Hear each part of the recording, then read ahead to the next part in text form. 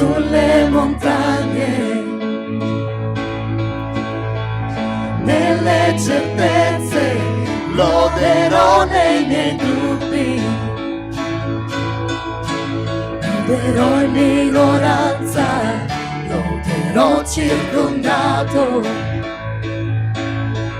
perché la mia lode è l'acqua dove il nemico affonda.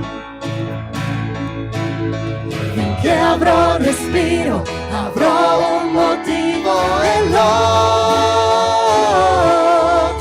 il Signore, anima mia.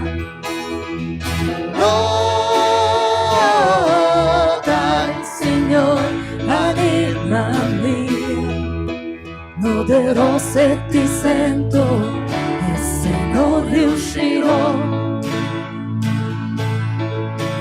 Loderò perché so che al controllo sei tu. La mia lode è un'arma, più di una canzone. La mia lode è un grido che abbatte Gerico. Finché avrò respiro, avrò un motivo e loda il Signore, anima mia. Loda il Signore, anima mia. Non resterò in silenzio perché vivente è il mio salvato.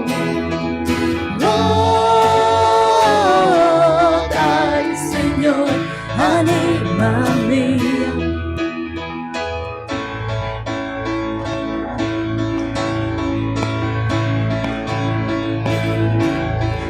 Lodo perché sei sovrano, lodo perché regni, la morte è sconfitto e vinto per me, perché sei fedele, sei la verità e non c'è nessuno più grande di te. Lodo perché sei sovrano, lodo perché regni, la morte è sconfitto e vinto per me, perché sei fedele, sei la verità e non c'è nessuno più grande di te. Loda il Signore, anima mia.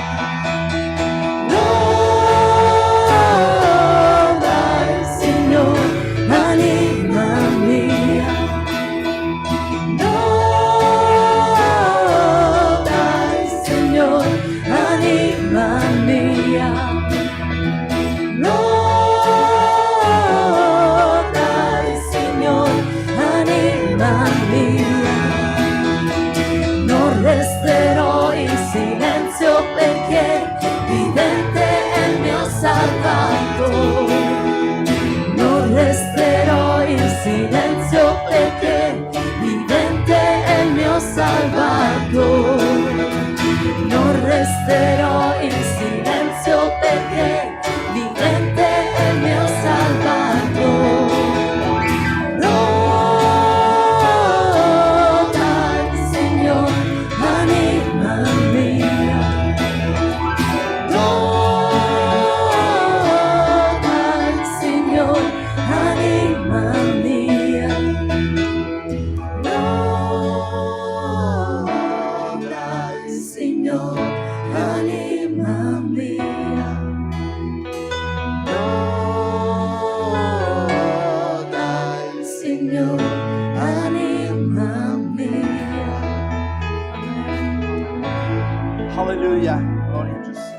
Padre, grazie perché questa mattina abbiamo l'opportunità di essere alla tua presenza. Grazie perché ci hai scelto, grazie perché ti sei fatto conoscere a noi. Grazie Padre per ogni cosa, grazie per la vita eterna, grazie perché abbiamo la libertà di essere qui. Alleluia.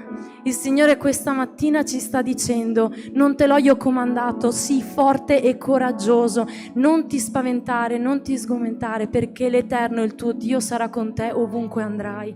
Grazie, il Signore questa mattina ci chiede solo di restare in piedi, tutto il resto lo farà Lui. Alleluia. Gloria a Gesù, grazie Signore, grazie Spirito Santo.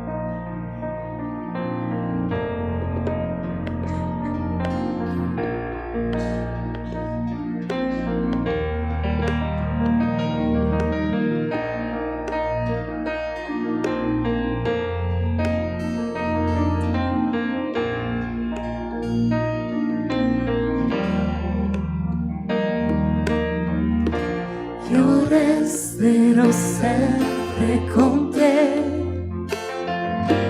ovunque mi manderai, ti ascolterò,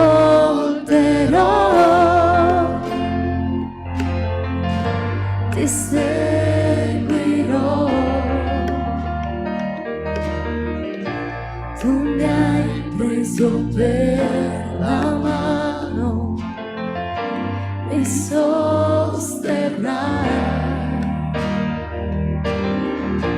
mi guiderai, mi accoglierai.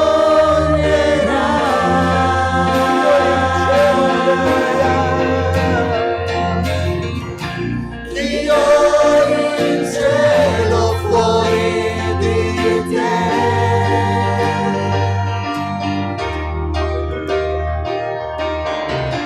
e sulla terra non desidero che te.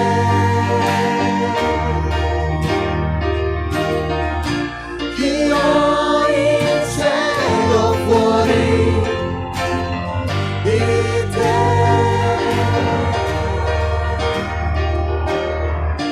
e sulla terra non desidero che te.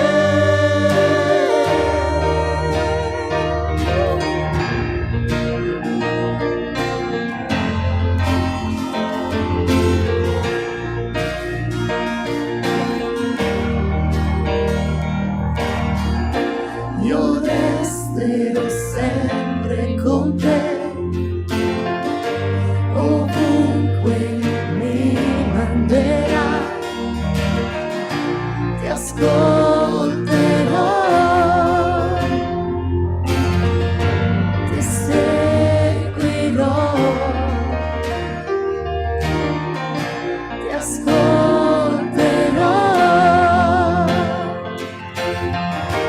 ti seguirò.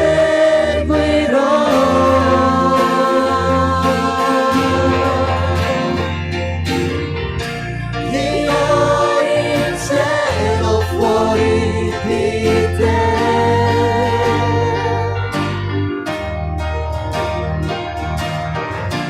e sulla terra non desidero che te.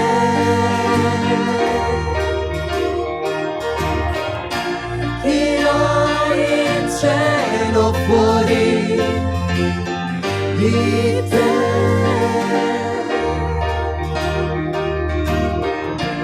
e sulla terra non desidero che te.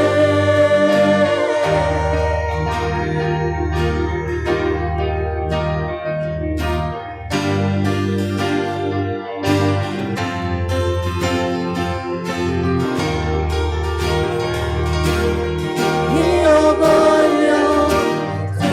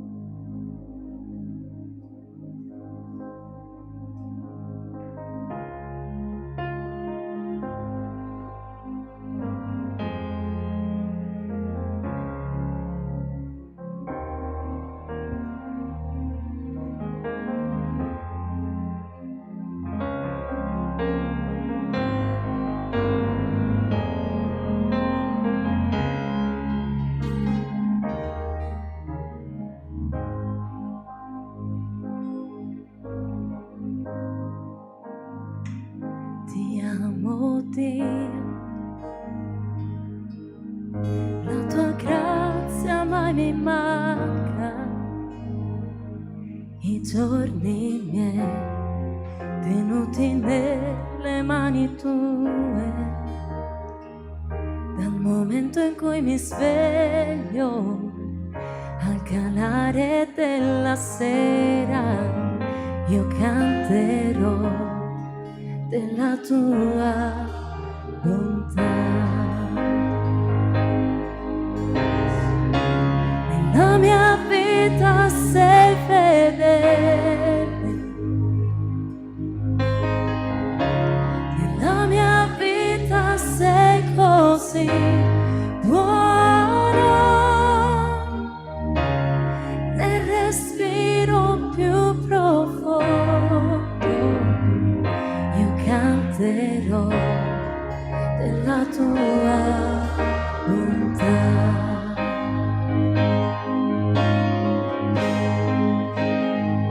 Amo la tua voce, tu mi hai guidato nel deserto, nelle notti buie, sei vicino come nessun altro.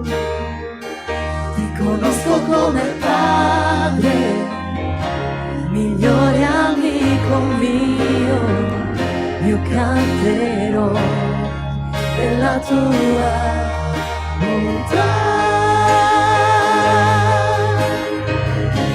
Nella mia vita sei fedele,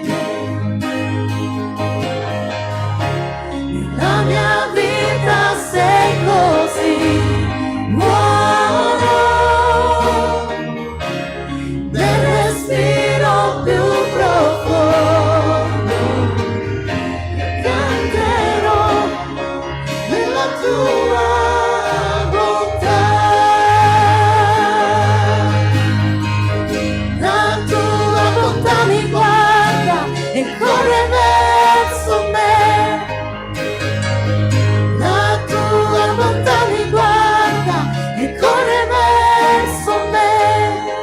La mia vita ora riposa in te, tutto posso rendere. La tua bontà mi guarda e corre verso me, la tua bontà mi guarda e corre verso me, la tua bontà mi guarda e corre verso me. La mia vita ora riposa in te, tutto posso rendere. La tua bontà mi guarda e corre verso me. Nella mia vita sei fedele,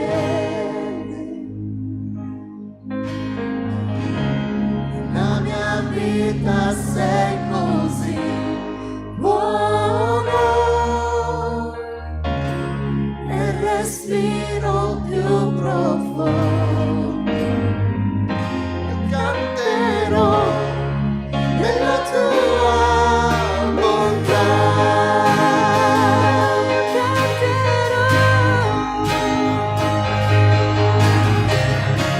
Nella mia vita sei fedele, nella mia vita sei così buono, nel respiro più profondo io canterò della tua bontà,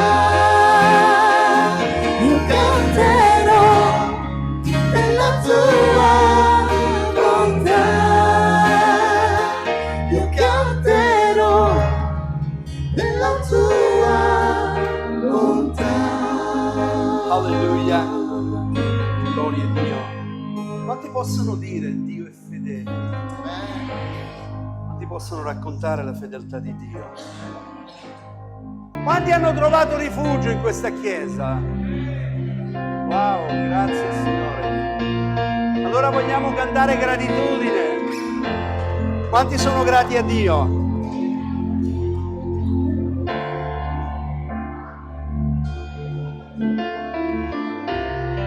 Si sente poco la tastiera. Alleluia.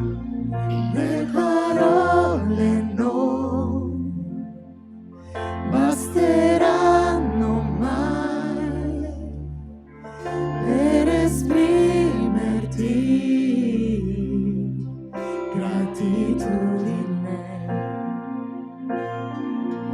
Questo canto mio certo finirà, mentre tu, mio Dio, mai la fine avrai. Le mie mani alzerò e loderò ancora te, perché ciò che ho è un alleluia, alleluia. Sarà poco ma so che è meglio da offrire a un re, è un cuore che canta alleluia, alleluia.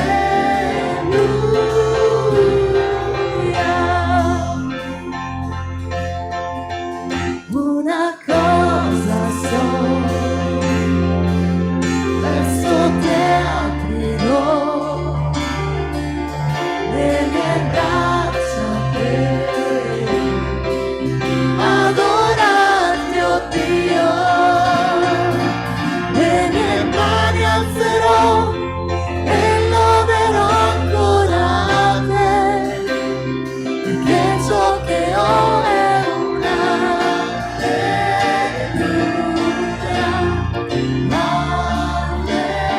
alleluia. Sarà poco ma so che è meglio da offrire a un re, è un cuore che canta alleluia,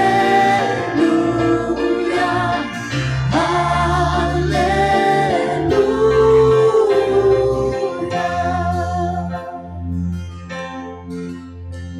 Oh anima mia, non essere timida innanzi al tuo canto, perché dentro di te dimora un leone, alzati e lodalo.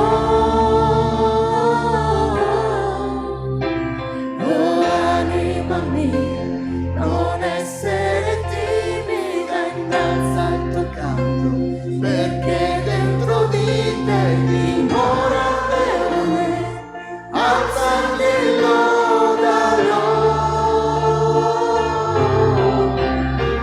Oh anima mia, non essere timida innanzi al tuo canto, perché dentro di te dimora un leone, alzati e lodalo.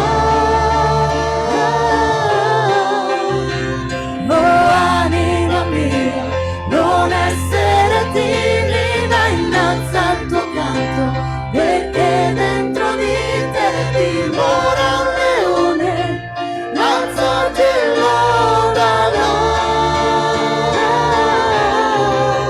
Le mie mani alzerò e loderò ancora te, che ciò che ho è un alleluia, alleluia. Sarà poco ma so che è meglio da offrire a un re, è un cuore che canta alleluia, alleluia.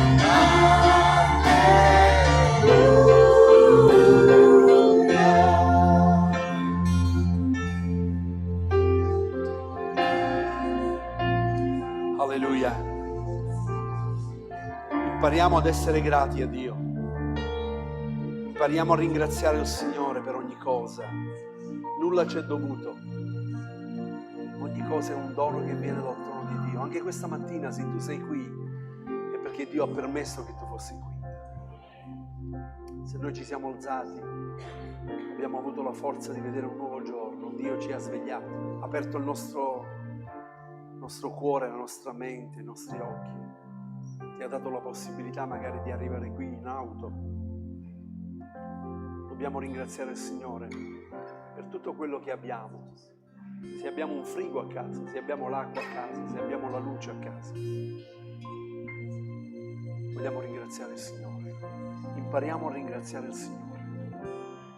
Qualcuno aveva detto che aveva chiesto al Signore di avere un paio di scarpe come gli piacevano a lui, fino a quando non ha incontrato uno che non aveva i piedi. A volte ci lamentiamo più di quello che abbiamo. Oh anima mia, benedici l'Eterno e non dimenticare alcuno dei suoi benefici. Egli è quel che ti perdona tutte le tue iniquità, che sana tutte le tue infermità, che ti corona di benignità e di compassione, che sazia di bene la tua bocca. Egli è colui che ti fa ringiovanire come l'aquila.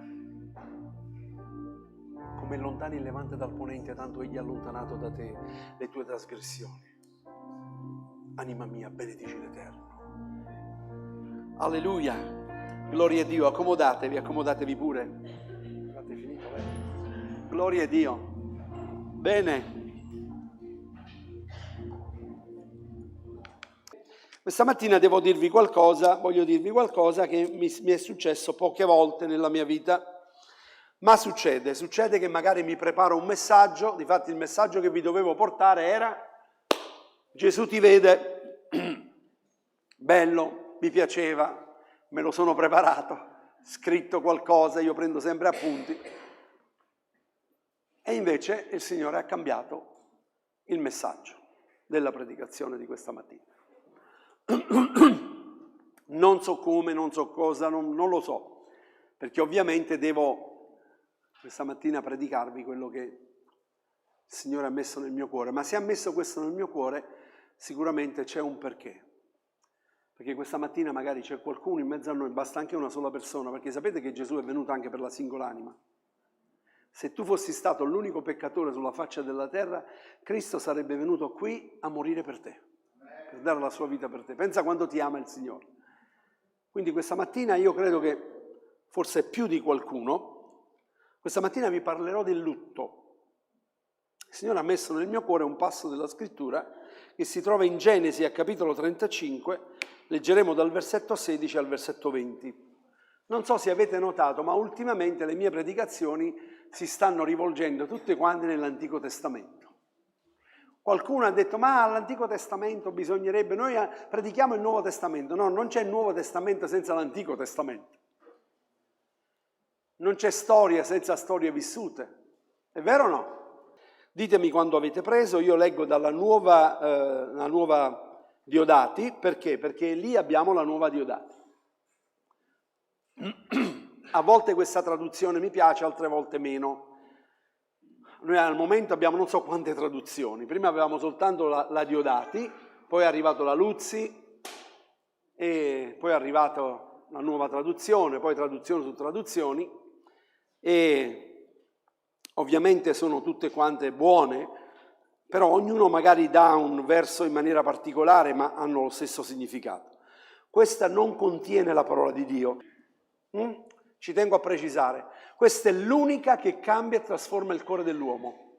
Non sono io a cambiare il cuore dell'uomo, non è la mia capacità, non è la mia bravura, non è per la mia conoscenza che ho della parola di Dio, ma è la parola di Dio che tocca i cuori. Siete d'accordo? Ok, avete preso tutti? Poi partirono da Betel, mancava ancora un tratto di strada per arrivare a Efrata,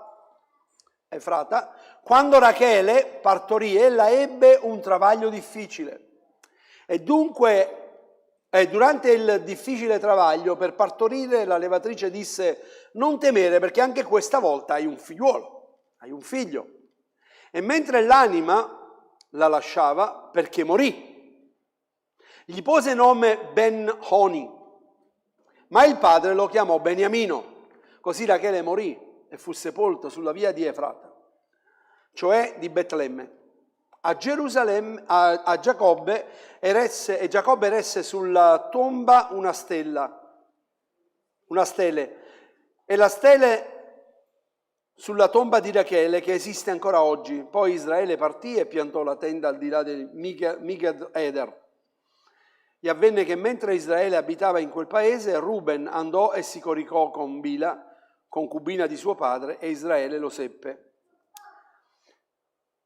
Stava passando un momento difficile. Quanti conoscono la storia di Giacobbe? Quanti sanno che cosa significa Giacobbe? Giacobbe significa soppiantatore, imbroglione. Giacobbe era furbo. Giacobbe è stato molto furbo. Lui ha fregato tutti, suo padre, sua madre, suo fratello, era furbo. E Giacobbe aveva bisogno di prendere moglie e quindi andò dal parentato, perché era così l'usanza, si andava a scegliere la moglie in mezzo ai parenti. E lui vide Rachele che stava arrivando con le pecore. Rachele faceva la pastora, da non confondere la moglie del pastore, la pastora. E lui la vide, era bellissima Rachele, dice che appena la vide l'amò e lui la voleva, solo che va da suo zio, che era il papà di Rachele, e contratta con lui per averla e dice: se tu mi dai Rachele io lavorerò 7 anni per te. L'imbroglione che viene imbrogliato, perché succede sempre così, quello che tu semini, quello raccogli. E cosa succede? Che lui lavora 7 anni, la prima notte di nozze, in quell'usanza la donna era coperta con il burka, quindi la presenta a lui di notte, ma lui la mattina, quando si sveglia, scopre che non è Rachele ma è Lea, sua sorella. E va da sua suocera e dice: ma cosa mi hai combinato? Io non avevo scelto. E sua suocera ha detto: non è nostra usanza dare la seconda figlia, diamo prima la prima figlia e poi diamo la seconda. E adesso ti lavorerò altri 7 anni perché tu potrai darmi Rachele. Quindi per avere Rachele lui ha lavorato 14 anni, per avere qualcosa che lui amava profondamente. Rachele era sterile rispetto a Lea, non aveva figli. Dice la parola di Dio, dice che Dio l'aveva resa sterile, non aveva figli. Poi troviamo scritto che, in Genesi capitolo 30, versetto 22, troviamo scritto che Dio si ricordò di Rachele. Mi sono sempre chiesto, ma è possibile che Dio si deve ricordare di qualcosa? No, è un termine ebraico che viene usato, dobbiamo comprendere le scritture, la parola di Dio è scritto nell'Antico Testamento, nell'ebraico, aramaico. E quindi ricordò vuol dire che gli diede a Rachele un figlio. Questo figlio si chiamava, il primo figlio chi era? Giuseppe. Che grande benedizione Giuseppe, vero o no? Odiato dai fratelli, Giuseppe. E adesso arriviamo che gli arriva durante, fra le altre cose,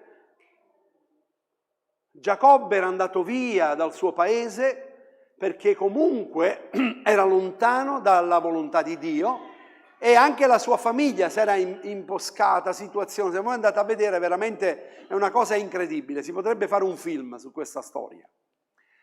E sua figlia viene violentata e quindi alcuni dei fratelli della figlia dei figli di Lea vanno da chi l'aveva violentata e lo uccidono. Quindi si mette nei guai.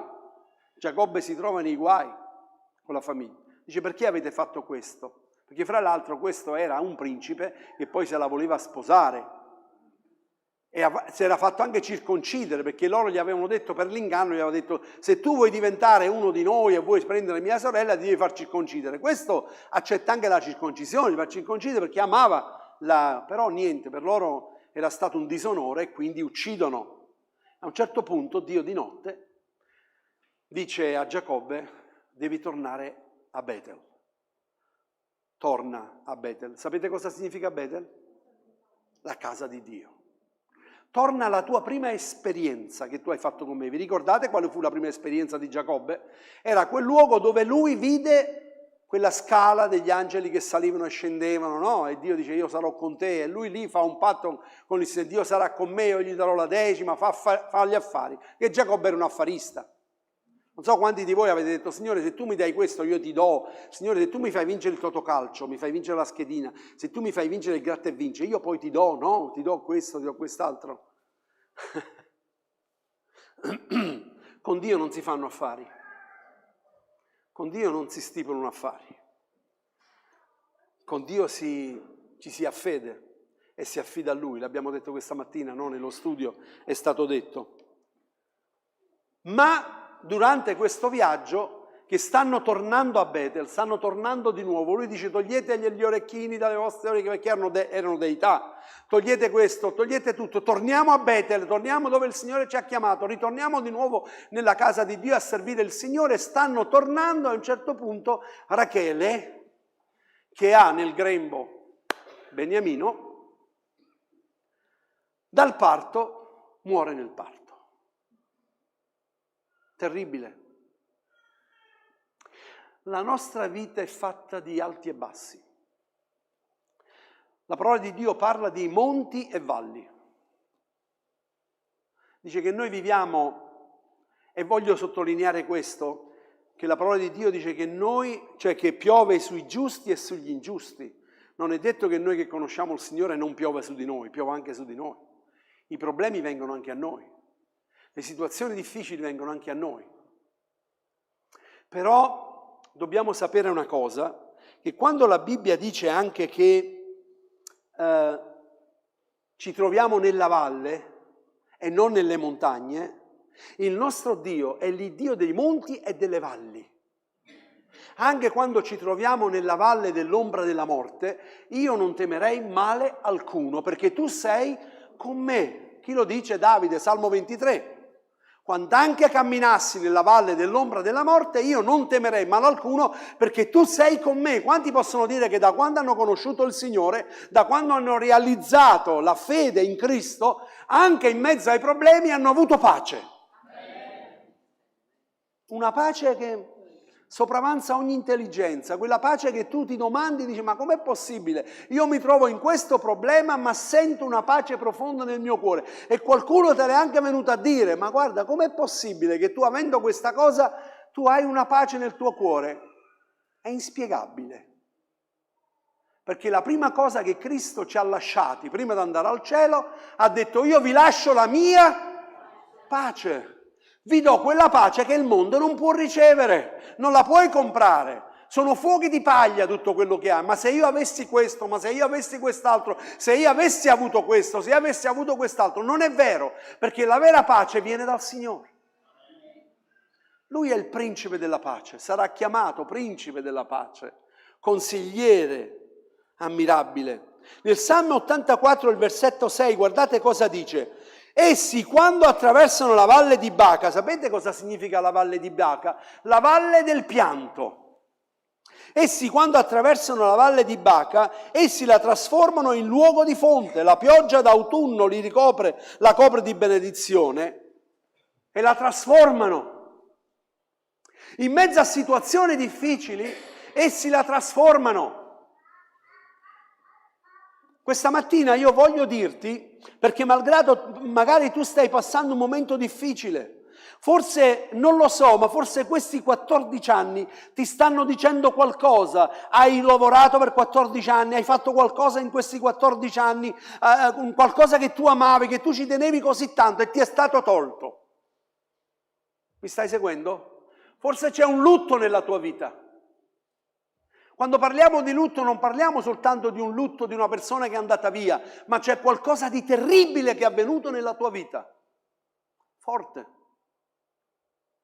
E cosa succede? Succede che Rachele gli dà un nome, abbiamo letto, e il nome che lei gli dà, Ben-Oni. E Ben-Oni significa il mio dolore. È il mio dolore, sta sentendo dolore, questo figlio è il mio dolore. Ma sapete cosa fa Giacobbe? Giacobbe gli cambia subito il nome.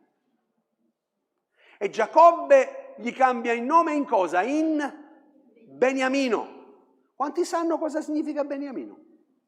Quando voi leggete la Bibbia, fatemi la cortesia, non la leggete soltanto così, ma studiatela. Approfondite la conoscenza della parola di Dio. Non c'è mai nulla per caso nella scrittura, neanche la virgola, perché tutto ha uno scopo ben preciso. Quando voi leggete un albero particolare, egli crescerà come la pianta, come la palma nel deserto, come il cedro del Libano. Andate a studiare questi due alberi, perché Dio ha messo il cedro, la palma nel deserto, perché la palma è l'unico albero che cresce in altezza. E quando arrivano quei venti lì nel deserto, 230-240 chilometri all'ora, loro si piegano ma non si spezzano. Quando arrivano i problemi sulla nostra vita, magari ci pieghiamo ma non ci spezziamo, ci rialziamo quando passano i venti, così fa la palma. Il cedro del Libano è l'unico albero che non può essere attaccato da parassiti, lo sapevate questo? Fate una ricerca. Perché? Perché ha una linfa così amara che qualsiasi parassito che lo possa attaccare muore all'istante. Noi abbiamo, così dice la parola di Dio, noi abbiamo questo tesoro nei vasi di terra, siamo vasi di terra e abbiamo un tesoro, sapete qual è questo tesoro? È lo Spirito Santo.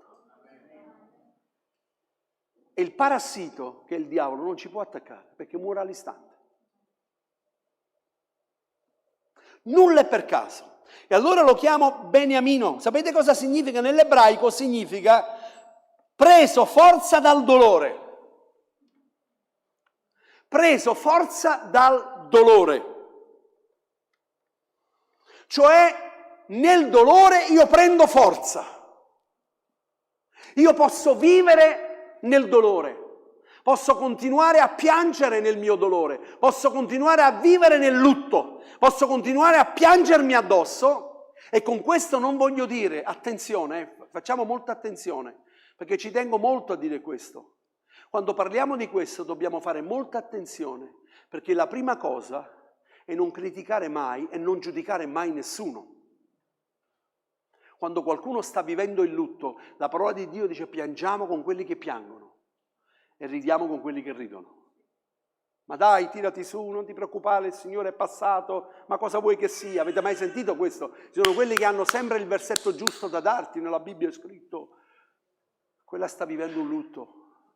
Sta vivendo un dolore. Dobbiamo portare rispetto da chi sta vivendo situazioni difficili e dobbiamo abbracciarli, dobbiamo piangere con loro, dobbiamo aspettare. Sapete come venne chiamato Gesù? Andate a leggere in Isaia. Uomo di dolore, familiare con il patire. E nessuno l'ha compreso, perché l'hanno lasciato solo Giovanni e le donne c'erano. L'hanno lasciato solo. Lui sa che cosa significa la sofferenza, sa che cosa significa il dolore, sa che cosa significa la delusione, sa che cosa significa il fallimento. Difatti cosa dice lui? Lui dice io sono venuto a cercare e salvare ciò che era fallito, perduto. Ascoltatemi, quanti di voi erano falliti prima di conoscere il Signore? Quanti di voi si erano visti in un fallimento? Come genitori, come padre, come marito, come datore di lavoro. A volte le situazioni nella nostra vita prendono dei percorsi particolari e proprio nei percorsi particolari noi incontriamo Gesù. Questa mattina se sei qui non è perché qualcuno ti ha invitato o ti ha portato qui, ma perché il Signore voleva parlare al tuo cuore che tu fossi qui questa mattina, perché tu potessi conoscerlo, potessi sperimentarlo nella tua vita. La parola di Dio ci dice, questi sono appunti che ho preso questa mattina quando il Signore mi venivano in mente. Ecclesiaste capitolo 7, versetto 2, guardate cosa dice la parola di Dio. Ecclesiaste 7,2. È meglio andare in una casa dove c'è lutto che andare in una casa dove si fa festa. Perché? Perché quella è la fine di ogni uomo e chi vive vi porrà a mente. La Bibbia ci dice è meglio andare in una casa di lutto. Quanti vogliono andare a un funerale?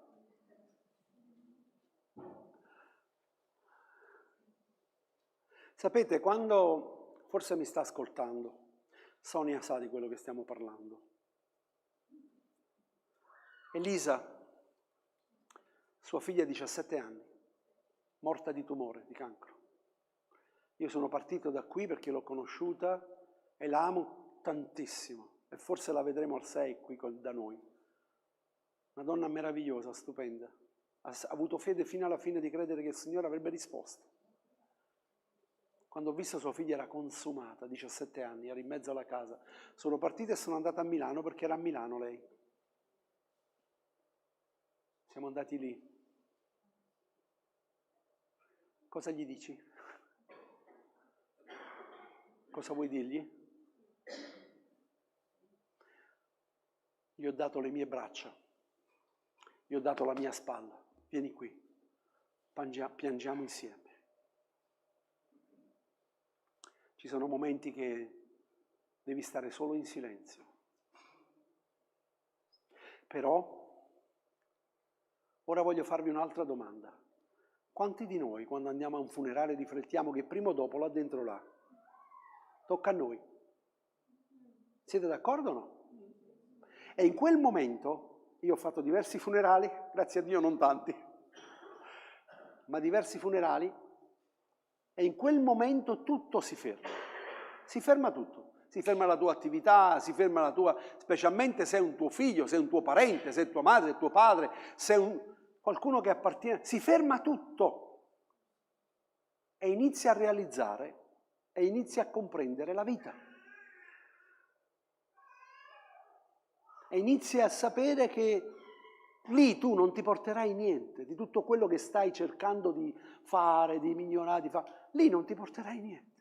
E quello che lascerai qui, se non hai veramente, come dire, essere stato un genitore, un padre che in qualche modo ha dato affetto, amore ai figli, si uccidono l'uno per l'altro per avere quello che tu hai. È meglio andare in una casa di lutto che andare in una casa di festa. Perché là la fine di ogni uomo è colui che vive, vi porrà a mente.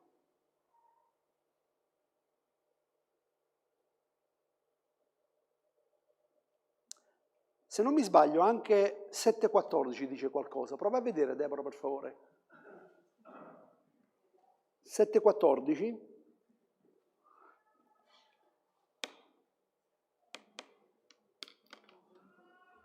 Dice qualcosa a riguardo?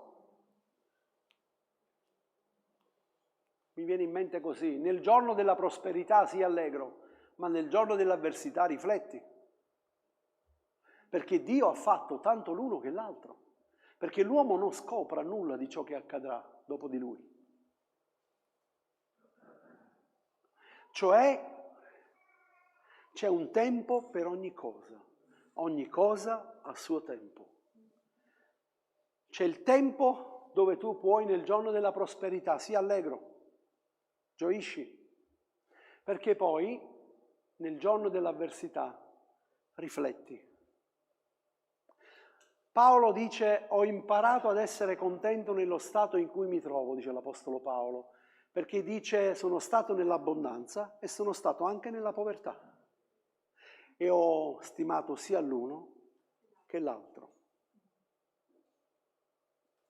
Se tu non ti ferisci non sai che cos'è il dolore. Se prima di giudicare qualcuno tu non vivi quella situazione, fai attenzione, a non aprire bocca. Se non ti metti le scarpe di chi sta soffrendo, fai molta attenzione a quello che dici. Dio non ci ha chiamato a giudicare e neanche a essere maestri degli altri. Dio ci ha chiamato a pregare gli uni per gli altri. Pregate gli uni per gli altri onde siate guarite. Molto può la supplicazione del giusto fatta con efficacia. Confessate i vostri peccati gli uni agli altri. Qui nessuno è maestro di nessuno. Siamo tutti sulla stessa barca. Però questa mattina ti sto parlando del lutto. Questa mattina ti sto parlando di qualcosa che ti stai portando dentro e stai vivendo ancora in questa situazione. Non so a chi sto predicando questa mattina, non lo so. Però tu puoi vivere ancora in questa situazione o puoi uscire da questa situazione. Perché forse è tempo che tu esci da questa situazione. Perché il Signore vuole che tu esca da questa situazione. Salmo 30:11 dice così.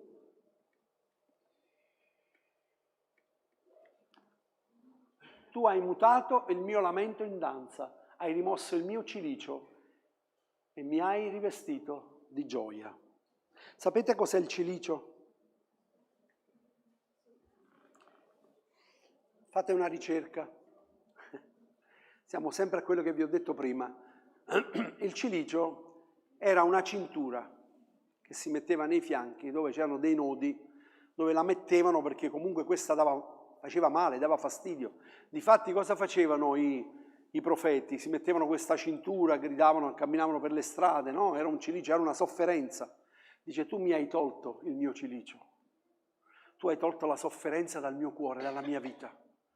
Tu hai tolto questo dolore che c'è nel mio cuore. Tu non puoi continuare a vivere in questa situazione.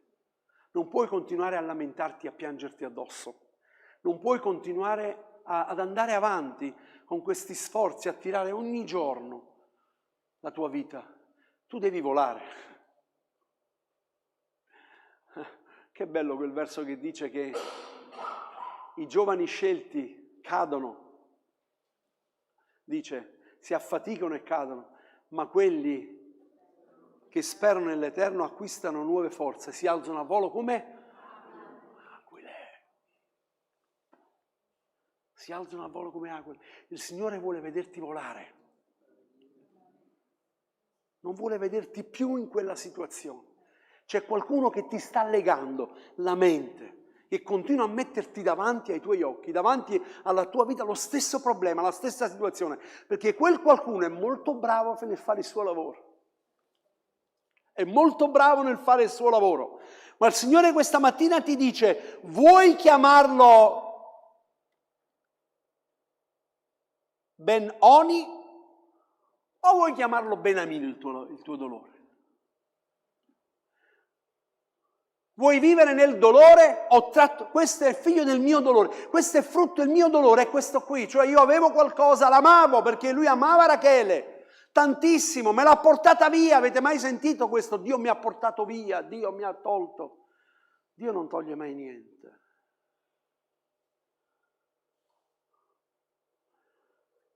Dio sa quanto è giunto il momento. Tu non lo sai. Noi programmiamo la nostra vita come se vivessimo chissà quanto tempo, no? E abbiamo anche dei progetti, dei piani, ed è giusto che facciamo questo. Ma mai vissuto la tua vita sapendo che da un momento all'altro tu ti puoi incontrare con il Signore e la tua vita qua finisce? Quanti sanno la mia testimonianza? Alzate la mano, quanti conoscono la mia testimonianza? Caspita, nessuno. Non l'avete mai letto neanche sul sito? Sì, perché nessuno va sul sito della Chiesa, neanche si iscrive su Facebook, sul sito della Chiesa. So che vi siete iscritti perché io vi vedo, siete iscritti su altre parti, mettete altre chiese di quello che predicano, e noi mai. Non sarò capace e bravo come gli altri, ma se fai parte di questa Chiesa, metti qualcosa della Chiesa, no? Dei programmi, delle cose che abbiamo, no? Ebbene, ve la racconto io. Io nato, cresciuto nella fede, da bambino nella Chiesa Cristiana Evangelica Pentecostale, nato 65 anni fa nella fede evangelica, ok? A 14 anni il Signore mi battezza nello Spirito Santo, a 15 anni io mi faccio il patto in acqua, ma il mio Dio era il pallone, io amavo il pallone. Io giocavo a calcio nel Napoli, sono cresciuto negli allievi del Napoli fino alla primavera del Napoli. E il mio Dio era il pallone. Io sì amavo il Signore, ma la prima deità nella mia vita era il calcio, era il pallone. Se a me mi dicevano devi andare in chiesa o a giocare a calcio, vado a giocare a calcio. Perché amavo il calcio. Vi ricordate cosa disse Dio ad Abramo? Portami tuo figlio, colui che tu ami. E Gesù che cosa ha detto? Chi ama padre, madre, figlio più di me non è degno di me. Cosa vuol dire? Non devi amare i tuoi genitori, non devi amare quello. Sì, lo devi amare, però devi mettere il Signore al primo posto nella tua vita. E quindi cosa feci io? Andai a fare una partita e mio padre era molto anziano, io andavo agli allenamenti e sapevo che c'era una società che mi aveva visto, era abbastanza bravino, una società che mi aveva visto e quindi dovevo passare in questa società di calcio. Cioè parlavano già voci che giravano e quindi io mi vedevo già in quella squadra, vedevo già il mio futuro, vedevo già... E andai a fare gli allenamenti e su questi allenamenti c'erano coloro che dovevano venirmi a vedere e quindi in quell'allenamento ebbe un incidente gravissimo che ha fatto finire la mia carriera calcistica. Praticamente un giocatore mi entra nel ginocchio sinistro, questo qui, lui con il ginocchio mi schiaccia questo, si spezzano legamenti, crociate anteriori, menischi e la rotula ha vari problemi, seri problemi. In quel momento vedo, io cado a terra, un dolore, ma cerco di alzarmi, ma non riesco perché la gamba andava a vuoto. Quindi cosa succede? Succede che i ragazzi vengono, mi vedono, si mette le mani in testa, non capisco perché il mio ginocchio inizia a gonfiarsi, diventa un pallone. Mi portano al CTO di Napoli, al Centro Traumatologico Ortopedico, allora, e mi mettono in trazione finché arriva un professore della società che era stato, e mi opera. Il mio intervento dura più di 9 ore, quindi io vado in coma. Mi sveglio dopo non so quante ore, 2 giorni dopo, mi sveglio. Non vi ho detto la cosa più importante, che quando io finì gli allenamenti, mio padre era molto anziano e mia mamma mi disse, quando tu finisci gli allenamenti, per favore, puoi passare a prendere tuo padre di là, io non avevo l'auto, però passavo di là, andavamo via insieme, camminavamo insieme.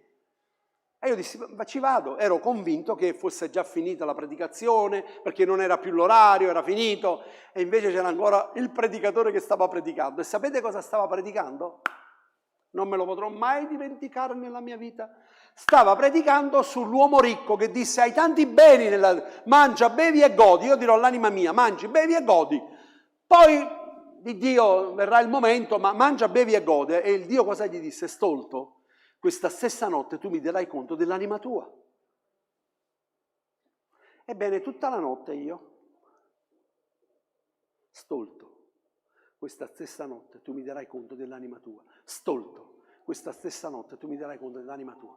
Il giorno seguente vado agli allenamenti e la mia vita calcistica stroncata, finita. Non ero più buono a nulla, anzi il professore che poi la mattina venne a spiegarmi l'intervento, quando io mi svegliai, venne a spiegarmi gli interventi, io mi svegliai ingessato, perché allora tutto ingessato, hanno dovuto fare un intervento particolare, hanno passato i crociati all'interno della rotola, una roba veramente particolare. Lui mi disse, qualcuno ha guidato la mia mano, era francese, qualcuno ha guidato la mia mano e disse, non so chi, perché anche durante l'intervento si è spezzato uno strumento e non sapevamo come fare, invece non so se tu camminerai ancora, ma camminerai, tutto più camminerai steccato, cioè il ginocchio non lo potrai piegare. E io, dopo 6 mesi, quando mi tolsero il gesso, sapete com'era la mia gamba? Era... Fuori quando mi svegliai, che uscì dalla sala operatoria, sapete chi c'era fuori dalla sala operatoria? Non i miei amici calciatori. C'erano i ragazzi della chiesa che stavano e avevano pregato per me. C'erano loro, perché la famiglia del Signore non ti lascia solo, non ti abbandona. Noi facciamo i programmi nella nostra vita, noi facciamo i progetti nella nostra vita, ma sai qual è il progetto di Dio per te? Forse tu hai fatto un progetto nella tua vita che sarebbe stato il lavoro, questo e quest'altro. Ma sai qual è il vero progetto della tua vita? Sai cosa dice la parola di Dio? Che cosa giova all'uomo guadagnare il mondo intero e perdere l'anima sua? Cosa giova? Sai quanto dura la tua vita qua sulla terra? Forse, se va bene, anche 90 anni, anche 100 anni. Ma che cos'è a confronto all'eternità? Niente. Non è assolutamente niente. Isaia 61, 1, 3. Guardate cosa dice Gesù. Quando entrò nel Tempio, lui lesse questo e dice: lo Spirito del Signore l'Eterno è su di me, perché l'Eterno mi ha unto per recare una buona novella agli umili. Mi ha invitato a fasciare quelli con il cuore rotto. Sei nel lutto? Hai un cuore rotto? Il Signore questa mattina dice: io sono qui per fasciartelo. A proclamare la libertà a quelli che sono in cattività, l'apertura del carcere ai prigionieri, a proclamare l'anno della grazia, dell'Eterno e il giorno di vendetta del nostro Dio, per consolare tutti quelli che fanno cordoglio, lutto, per accordare gioia a quelli che fanno cordoglio in Sion, per dare loro un diadema invece della cenere, l'olio della gioia invece del lutto, il manto della lode invece di uno spirito abbattuto, affinché siano chiamate querce di giustizia alla piantagione dell'Eterno per manifestare la sua gloria. Dio ha preparato tutto questo per te, il manto della gioia al posto del lutto. Continuare a vivere nella nostra vita con delle situazioni difficili. E io posso dirti questo: più la tua mente è impegnata su quella situazione e più il nemico ti tiene in ostaggio.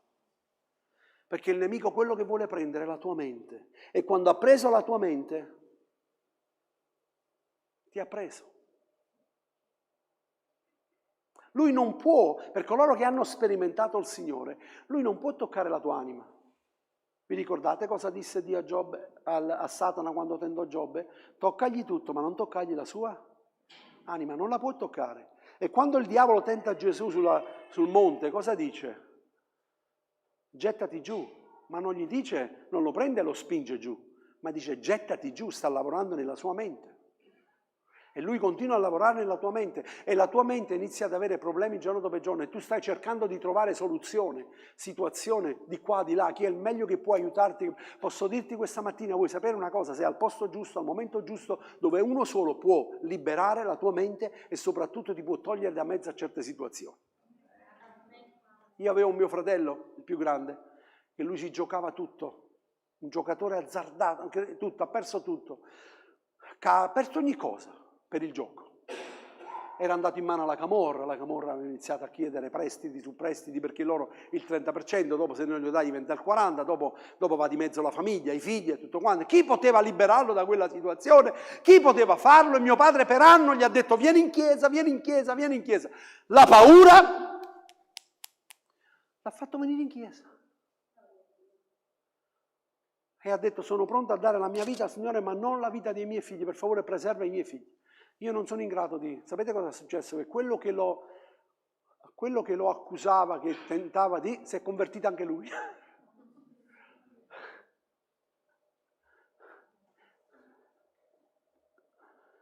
Giacobbe aveva paura di suo fratello, lo aveva fregato. Suo fratello lo stava andando a cercare con 400 uomini. Andate a leggere la storia. Sta arrivando tuo fratello con 400 uomini.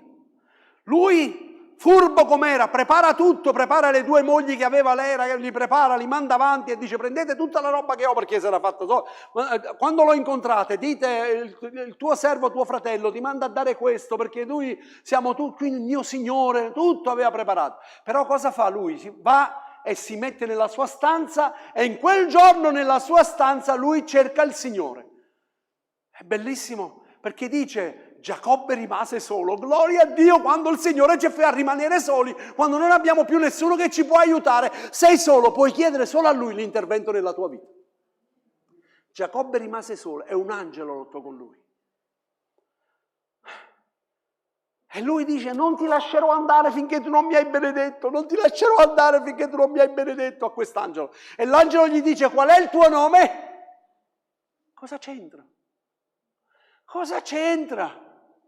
Io ti sto chiedendo qualcosa, tu mi chiedi un altro. No, c'entra, è come se non c'entra. Qual è il tuo nome? Perché lui 15 anni prima aveva detto a suo padre: il mio nome è Esaù, e lo fregò, perché suo padre non vedeva più e lui voleva la benedizione, la primogenitura. Sono Esaù. Ma il Signore non lo possiamo ingannare. E il Signore gli dice: qual è il tuo nome? Il mio nome è Giacobbe. Cioè, Signore, io sono un imbroglione, un soppiantatore. Io ho fregato mio fratello. Si è aperto a darlo il cuore al Signore. E il Signore ha detto: finalmente, il tuo nome non è più Giacobbe, ma il tuo nome è Israele. E lui cosa fa? Va incontro a suo fratello. E cosa fa suo fratello quando lo incontra? Lo abbraccia, lo bacia, lo stringe. Sono venuto per ucciderti, toglierti la vita. Ti dovevano venire a prendere con l'aspirapolvere. E invece, ma chi aveva fatto tutto questo? Colui che si era incontrato di notte. Provvediti di incontrare Dio. Provvediti di andare al Signore e digli chi sei. Signore, ho bisogno di te. Sono un imbroglione, ho cercato di fare quello che ero in grado di fare. Perché la vita mi porta a fare questo, ho cercato di fare questo, ho cercato di fare quest'altro. Io, quando sono diventato pastore, avevo un'attività. Quanti sanno che avevo un'attività? Avevo un laboratorio, un'azienda. E purtroppo, in alcune situazioni, io facevo condolavorazione. In alcune situazioni incontravo qualcuno e dicevo: sì, però me lo fai in nero, non me lo fai in bianco, me lo fai in giallo. E per un pastore non va bene. Ho detto: Signore, cosa faccio? Sapete cosa ha fatto il Signore? Da un giorno all'altro mi ha chiuso l'attività. Zero. Avevo anche un dipendente, zero. E cosa faccio adesso? Non ti preoccupare, Dio ha provveduto in tutto, mi ha grandemente benedetto. Cercate prima il regno di Dio e la sua, perché noi dimentichiamo questo, è la sua giustizia, e tutto il resto vi sarà sopraggiunto. Vuoi fare la volontà di Dio? Vuoi essere veramente un discepolo? Sapete che c'è una differenza tra cristiani e discepoli? Vuoi essere un cristiano o vuoi essere un discepolo? Se voi fate una ricerca nella Bibbia, sapete quando hanno iniziato a chiamare i cristiani cristiani? Quando hanno visto che quello che loro facevano era corrispondente a ciò che Cristo faceva. Cristiani. Ora la mia domanda è questa: quanti di voi possono dire a qualcuno sei un cristiano? Perché vedono nella vita di quella persona un cristiano. Noi siamo in una nazione dove noi viviamo in una nazione che è considerata una nazione cristiana. E non so se avete visto il video che vi ho mandato durante la settimana del professore. Avete visto cosa ha detto lui? Nessuno legge la Bibbia, non conoscono neanche la Bibbia. Alcuni pensano che la Bibbia sia, ha detto, la Bibbia è parola di Dio. E se un cristiano non legge la Bibbia, ma che cristiano è? Di cosa stiamo parlando? Cadiamo dalla bocca di chi predica. Io questa mattina posso farvi una predicazione che a voi piace, ve ne andate a casa tutti giochi, tutto contenti e ma se questo non cambia e trasforma la tua vita e tu non hai un rapporto con questa deve essere la tua parola, questo deve essere il tuo pane quotidiano ogni giorno. Tu devi cibarti di questo. Questo deve essere la tua. Non puoi accontentarti la domenica di venire qua a sentire qualcuno che ti predica la parola. Tu non puoi mangiare una volta a settimana, sei d'accordo oppure no? Gesù ha detto: io sono il pane della vita. E lui disse a Giosuè, quando Mosè morì e Giosuè prese il suo posto, gli disse le stesse cose che aveva detto a Mosè: questo libro della legge non si diparta mai dalla tua bocca, meditalo giorno e notte, avendo cura di mettere in pratica tutto ciò che vi è scritto. Allora tu riuscirai in tutte le tue imprese, allora tu prospererai. Questo è il libro della legge che ti fa prosperare. Voglio concludere e vi concludo con questo. Nella Bibbia noi sappiamo che Davide dice: l'Eterno è il mio, Salmo 23, l'Eterno è il mio pastore. Sapete chi è stato il primo a dire che Dio era il suo pastore?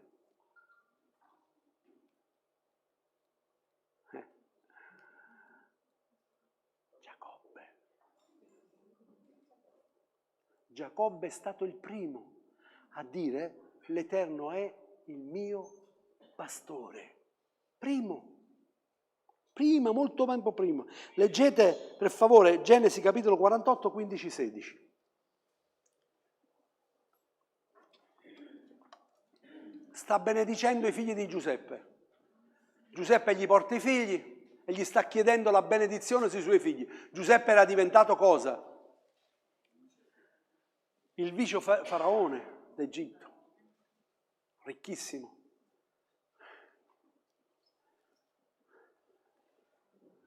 Così benedisse Giuseppe e disse: il Dio davanti al quale camminarono i miei padri, Abramo, Isacco, l'Iddio che mi ha pasturato. Dio è il mio pastore. Vuoi un pastore? Non il sottoscritto. Vuoi il vero pastore? Vai a Lui. Vai dal Signore. Lui è quello che può cambiare il tuo lutto in gioia. È Lui che non ti farà più vivere con il peso nel tuo cuore che tu ti stai portando dentro. Ti è venuto a mancare qualcuno che tu amavi, qualcosa che tu amavi. Però voglio dirti questo: il Signore sa trasformare, cambiare. Lui dà un diadema, Lui ti dà la gioia. Lui ti dà la forza di andare avanti, di non continuare a vivere perché stai elemosinando ogni giorno la benedizione di Dio. Sono anni che magari ti stai portando questo lutto dentro, questo peso nel tuo cuore. Perché? Perché? Perché è avvenuto questo? Perché è successo questo? Mia madre e mio padre, mia sorella, ve l'ho detto la settimana scorsa, aveva 18 mesi, una delle mie sorelle, quando è morta. Si chiamava Esther, la prima nata nella fede, cresciuta nella fede. Pensate, mentre una mamma sta stirando i panni, si gira e vede la bambina nella culla, con la bocca tutta viola, e dice: cosa succede? Non respira più, ha avuto un arresto cardiaco, 18 mesi. Dolore profondo, dolore forte. La nostra vita, anche durante il percorso che noi camminiamo, noi siamo pellegrini su questa vita, abbiamo le valli, abbiamo i monti. Vi ricordate cosa disse Pietro quando si trovava nel monte in alto con Gesù, sul monte della trasfigurazione? È bellissimo, vede la gloria di Dio, vede Gesù trasfigurato, dice: non scendiamo più da qui, facciamo 3 tende, uno per noi, uno per te, uno per Mosè, facciamo 3 tende. Non vuole scendere più. Quando stiamo sul monte è bellissimo, no? Stiamo vivendo momenti bellissimi, ma fai attenzione che quei momenti finiscono, passano e ti trovi anche nella valle, però essi la trasformano in un luogo dilettevole. Essi sono capaci di cambiare perché prendono forza dal dolore. Questa mattina tu puoi prendere forza dal tuo dolore, dalla tua situazione, perché il Signore te lo dice. Oggi è il momento che tu prendi forza da quel dolore. Basta, chiudiamo quella cosa, gettiamola alle spalle, perché io voglio fare di te uno strumento nelle mie mani. Amen? Alziamoci in piedi.